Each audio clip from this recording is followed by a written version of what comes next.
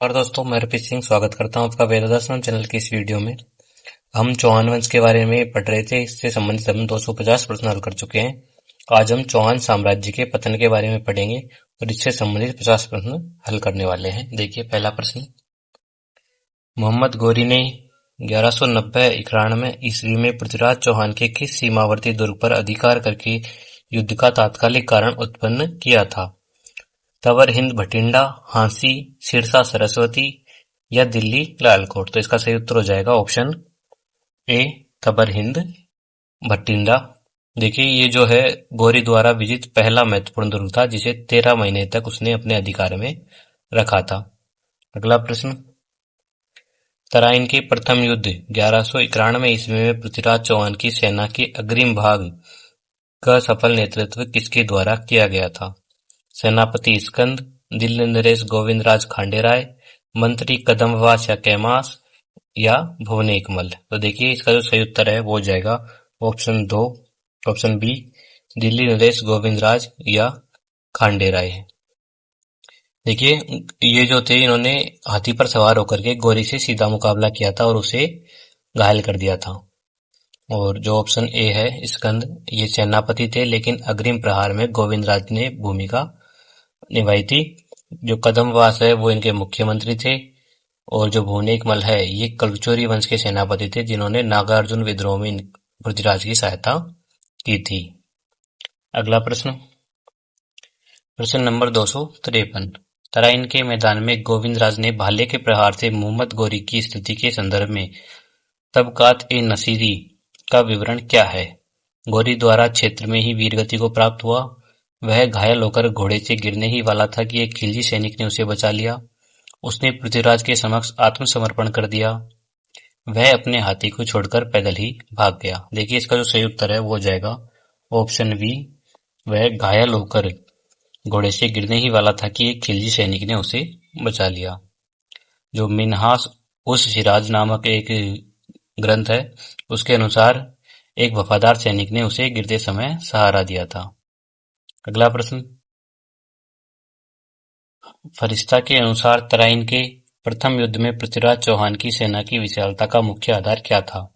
2 लाख घुड़सवार और 3000 हाथी, 1 लाख पैदल सैनिक और आग्नेयास्त्र, केवल 50,000 चुनिंदा तीरंदाज या नौसैनिक बेड़े का सहयोग। तो देखिए, इसमें जो ऑप्शन 1 है वो सही हो जाएगा, 2 लाख घुड़सवार और 3000 हाथी। जो फरिश्ता है उन्होंने संख्या को बढ़ा चढ़ाकर पेश किया है। माना जाता है कि ताकि तुर्कों की जो प्रारंभिक हार है उसको संख्यात्मक श्रेष्ठता के विरुद्ध दिखाया जा सके।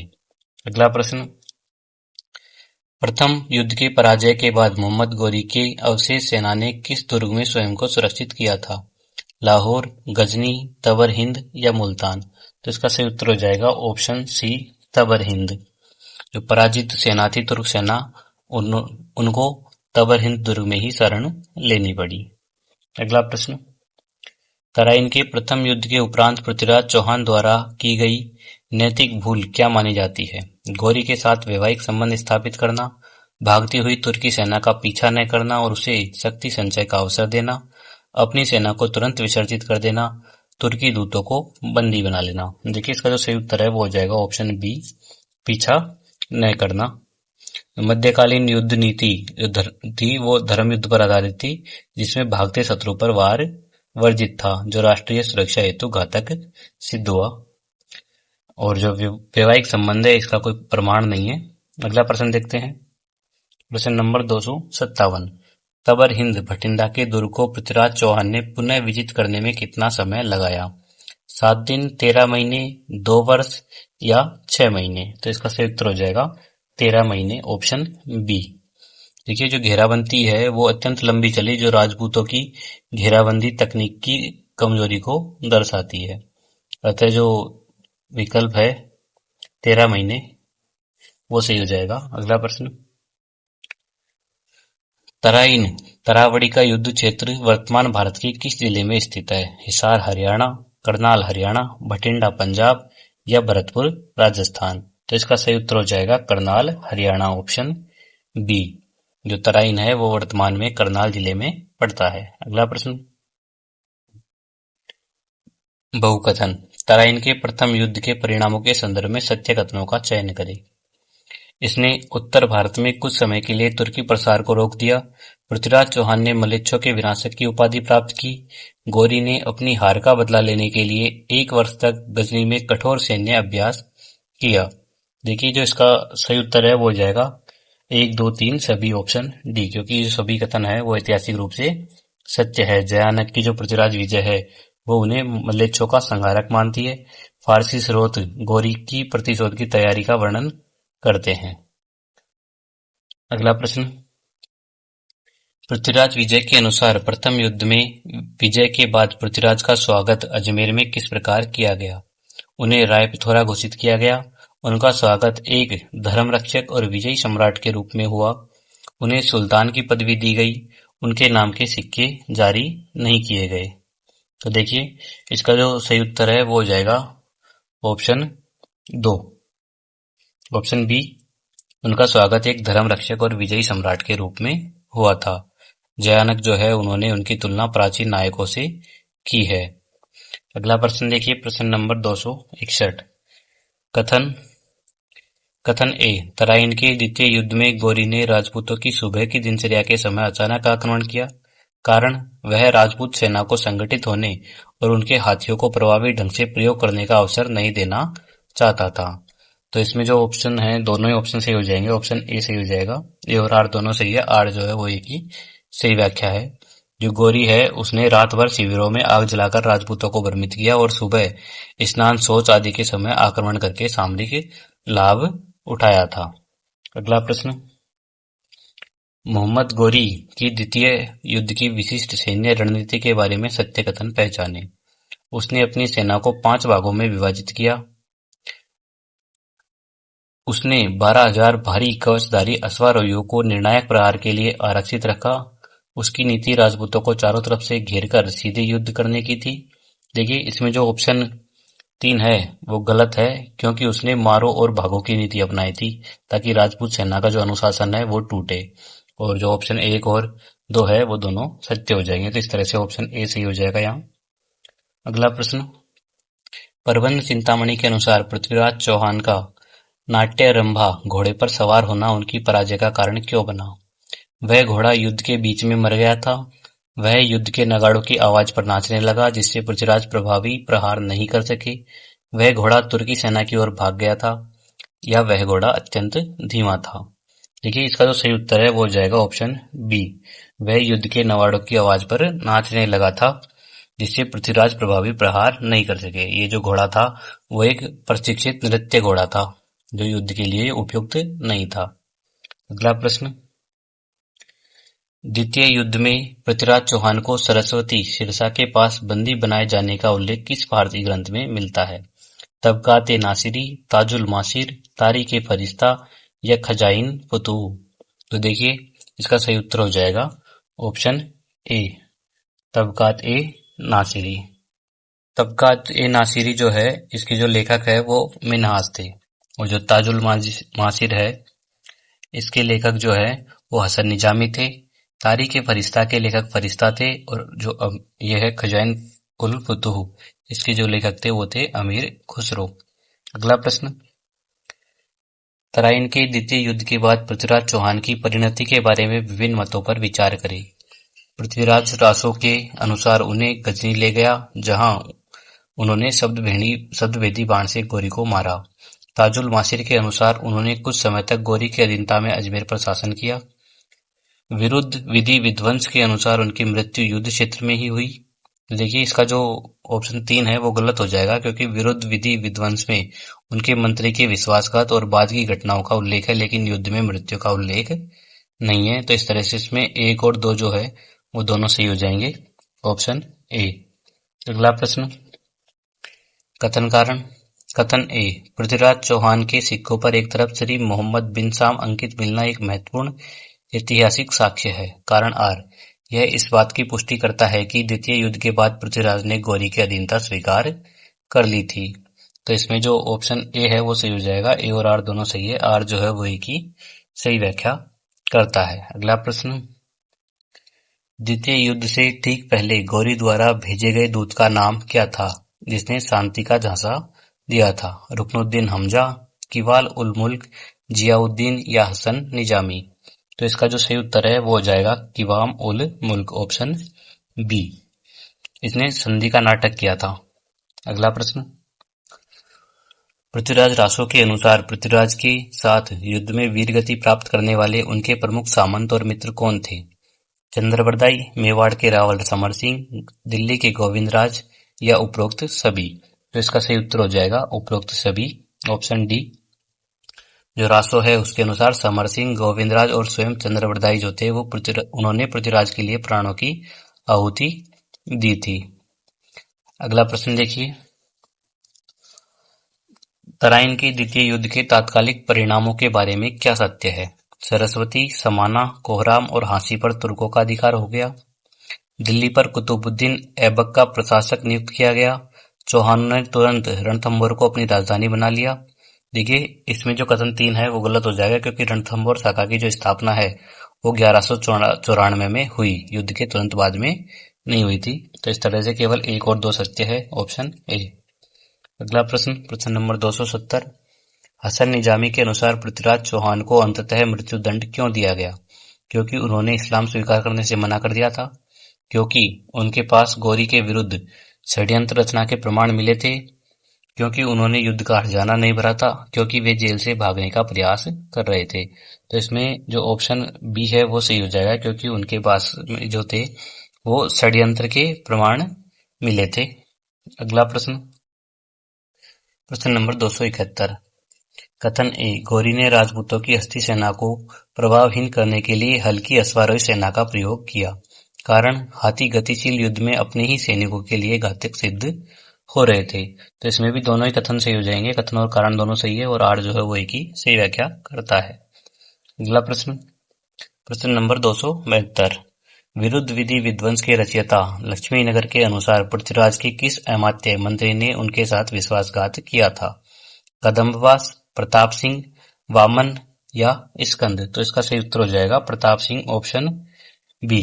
देखिए, जो प्रताप सिंह है उनको विश्वासघाती बताया गया है, जिसने इन्होंने क्या किया था, गौरी जो थी उसको सेना से संबंधित सूचनाएं पहुंचाई थी। अगला प्रश्न,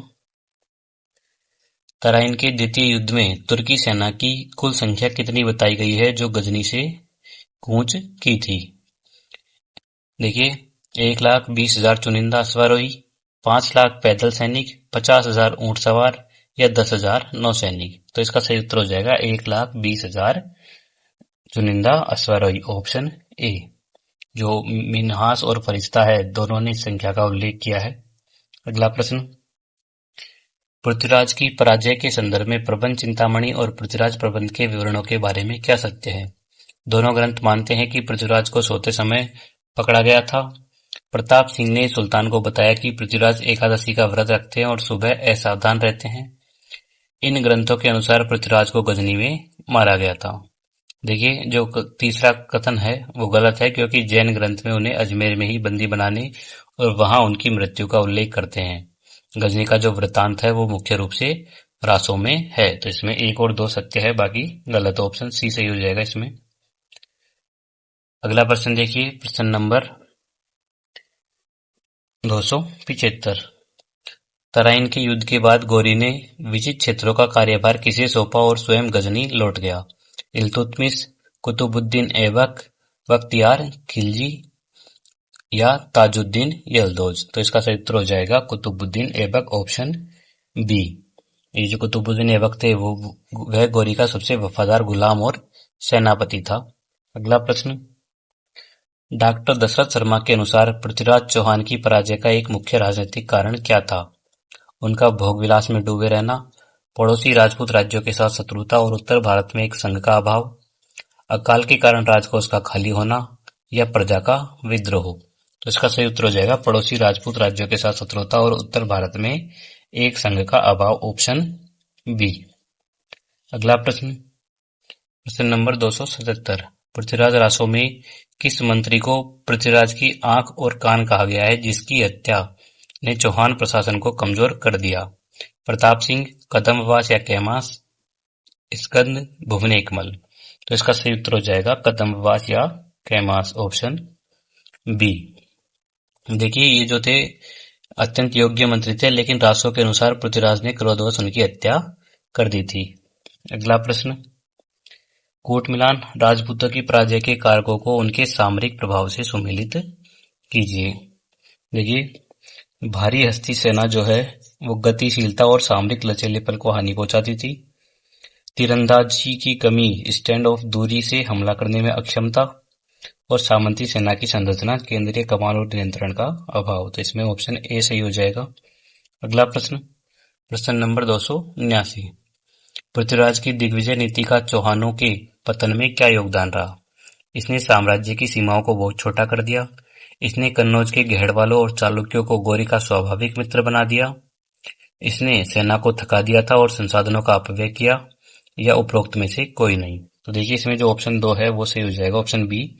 इसने कन्नौज के गहड़वालों और चालुक्यों को गौरी का स्वाभाविक मित्र बना दिया था। यद्यपि उन्होंने गौरी की सीधी मदद नहीं की थी, लेकिन चौहानों की हार पर वे उदासीन रहे। अगला प्रश्न, प्रश्न नंबर 280, निम्नलिखित कथनों पर विचार करें। तुलसी सेना के पास मध्य एशियाई नस्ल के श्रेष्ठ घोड़े थे जो राजपूतों के स्थानीय घोड़ों से तेज थे। राजपूतों की युद्ध पद्धति रक्षात्मक थी, जबकि तुर्कों की आक्रामक। देखिए इसमें जो है ऑप्शन 3 जो है वो सही हो जाएगा, क्योंकि दोनों कथन सत्य है यहाँ पर।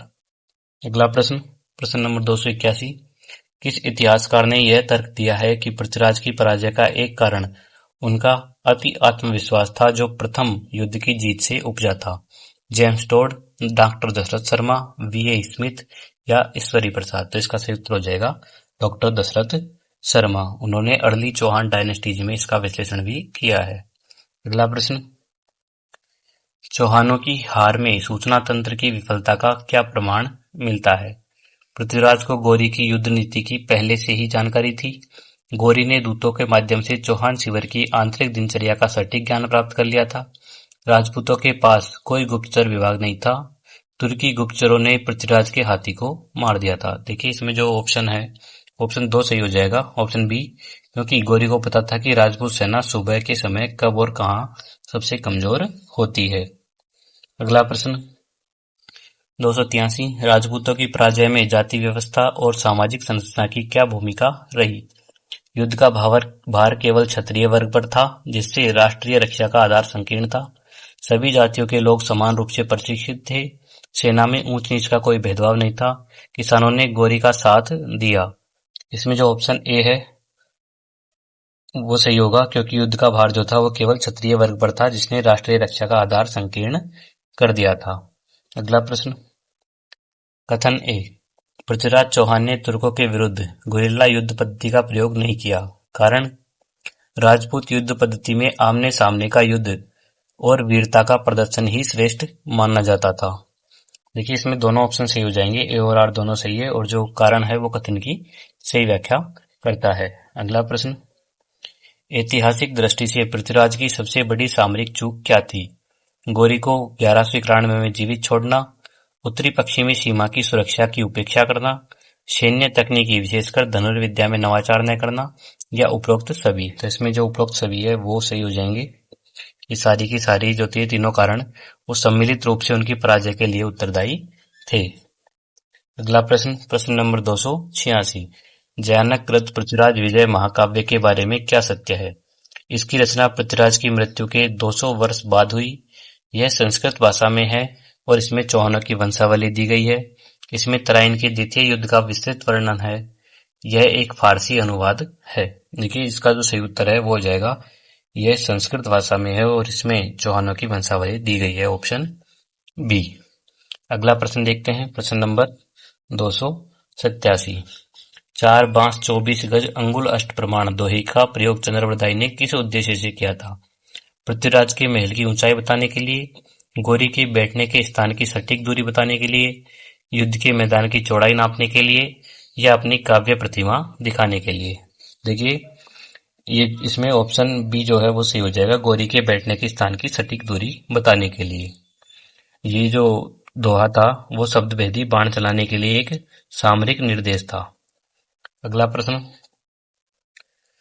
फारसी ग्रंथ ताजुल मासिर के लेखक हसन निजामी ने पृथ्वीराज के बारे में क्या विशिष्ट जानकारी दी है? उन्होंने चौहानों को सूर्यवंशी बताया है। उन्होंने पृथ्वीराज द्वारा गौरी की अधीनता में शासन करने का उल्लेख किया है। उन्होंने संयोगिता हरण को सच माना है। उन्होंने पृथ्वीराज को अंतिम हिंदू सम्राट की उपाधि दी है। देखिए इसमें जो ऑप्शन बी है वो सही होगा। उन्होंने पृथ्वीराज द्वारा गौरी की अधीनता में शासन करने का उल्लेख किया है। हसन निजामी जो है वो एकमात्र समकालीन लेखक है जो अजमेर में अधीन शासन की बात करते हैं। अगला प्रश्न, पृथ्वीराज रासो को पूर्ण करने का श्रेय चंद्रबरदाई के किस पुत्र को दिया जाता है? कलहण, जलहण, विलहण या नयनचंद्र? तो इसका सही उत्तर हो जाएगा ऑप्शन बी जलहण। जलहण जो थे उन्होंने इस पुस्तक को पूरा किया था। कहा गया है कि पुस्तक जलहण हत दे चलिए गजन नृप काज। अगला प्रश्न देखिए, चौहान कालीन ऐतिहासिक स्रोतों को उनके लेखकों से सुमेलित करें। जो हमीर महाकाव्य है उसके लेखक है नयन चंद्र सूरी। तबकात नासरी के लेखक मिन्हास उस सिराज है। सुरजन चरित जो है उसके लेखक चंद्रशेखर है और पृथ्वीराज विजय के लेखक जयानक है। इस तरह से 2, 1, 4, 3 ऑप्शन ए सही हो जाएगा। अगला प्रश्न 291, किस ग्रंथ में पृथ्वीराज चौहान को राय पिथौरा के नाम से संबोधित किया गया है? पृथ्वीराज रासो, तबकात ए नासिरी, हमीर रासो या कानड़दे प्रबंध? तो इसका सही उत्तर हो जाएगा तबकात ए नासिरी ऑप्शन बी। जो मुस्लिम इतिहासकार है उन्होंने पृथ्वीराज चौहान को राय पिथौरा के नाम से संबोधित किया है और जो हिंदू ग्रंथ है उनमें तो उनका पृथ्वीराज नाम ही मिलता है। अगला प्रश्न, प्रश्न नंबर 292, जयानक ने पृथ्वीराज चौहान के वंश की उत्पत्ति के संबंध में क्या मत प्रस्तुत किया गया है? अग्निकुंड से, सूर्यवंशी, इक्ष्वाकु वंश से, ब्राह्मण वंश या विदेशी सक्सीथियन वंश? तो इसका सही उत्तर हो जाएगा सूर्यवंशी या इक्ष्वाकु वंश। पृथ्वीराज विजय और जो हमीर महाकाव्य है वो उनको सूर्यवंशी मानते हैं। अगला प्रश्न, विरुद्ध विधि विध्वंस नामक ग्रंथ जो चौहानों के अंत समय की जानकारी देता है के लेखक कौन है? लक्ष्मीनगर, नयनचंद्र सूरी, सोमेश्वर या चंद्रबरदाई? तो इसका सही उत्तर हो जाएगा लक्ष्मीनगर ऑप्शन ए। ये एक ब्राह्मण लेखक थे। अगला प्रश्न, प्रश्न नंबर 294, पृथ्वीराज रासो की प्रामाणिकता पर संदेह करने वाले प्रथम विद्वान कौन थे?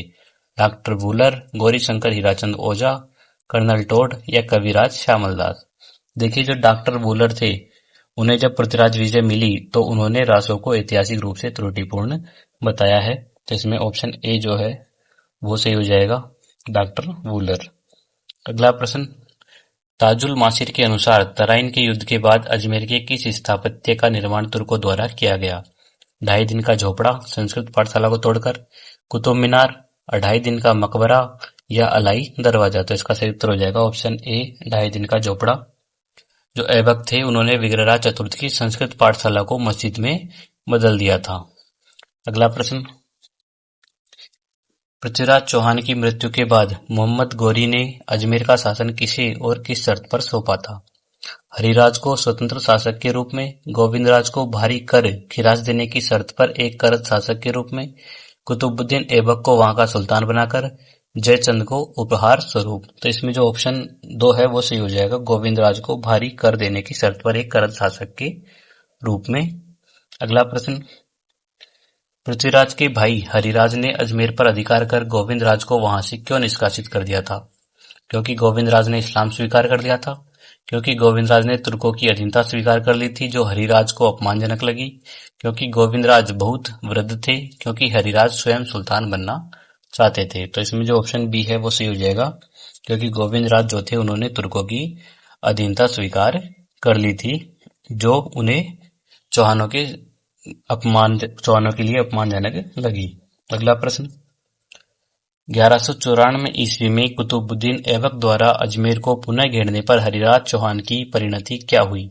उन्होंने रणथंभौर में शरण ली, उन्होंने पराजय स्वीकार कर तुर्की सेना में शामिल हो गए, उन्होंने अपने परिवार सहित अग्नि में आत्मदाह जौहर या समाधि कर लिया, वे गुजरात के राजा के पास भाग गए? देखिए इसका जो सही उत्तर है वो हो जाएगा ऑप्शन सी, उन्होंने अपने परिवार के साथ में अग्नि में आत्मदाह कर लिया। अगला प्रश्न देखिए, प्रश्न नंबर 299, गोविंदराज ने अजमेर त्यागने के बाद रणथंभौर में जिस नई चौहान शाखा की स्थापना की, उसका सामरिक महत्व क्या था? रणथंभौर का किला अवैध था और वहां से दिल्ली सल्तनत को चुनौती दी जा सकती थी। वहां से समुद्र तक पहुंचना आसान था। वहां खेती के लिए अधिक उपजाऊ भूमि थी। वहां तुर्कों का पहुंचना असंभव था। देखिए, जो रणथंभौर का किला है उसकी भौगोलिक स्थिति ने चौहानों को पुनः संगठित होने का अवसर दिया था। जो रणथंभौर का किला था वो अवैध था और वहां से दिल्ली सल्तनत को चुनौती दी जा सकती थी। उसमें ऑप्शन ए सही हो जाएगा। अगला प्रश्न, कथन ए, अजमेर के चौहान साम्राज्य का पतन भारतीय इतिहास की एक युगांतकारी घटना थी। कारण, इसके बाद उत्तर भारत के विशाल भूभाग पर तुर्की शासन की स्थायी नींव पड़ी और राजपूतों की केंद्रीय सत्ता समाप्त हो गई। इसमें दोनों ऑप्शन जो है वो सही हो जाएंगे। ए और आर दोनों सही है और जो आर है वो ए की सही व्याख्या करता है। देखिए, जो चौहान है उनके पतन ने दिल्ली के द्वार विदेशी आक्रांताओं के लिए स्थायी रूप से खोल दिए, जिससे भारत के सामाजिक और राजनीतिक इतिहास की धारा बदल गई। इस तरह हमारे चौहान वंश से संबंधित 300 प्रश्न कंप्लीट हो चुके हैं। धन्यवाद।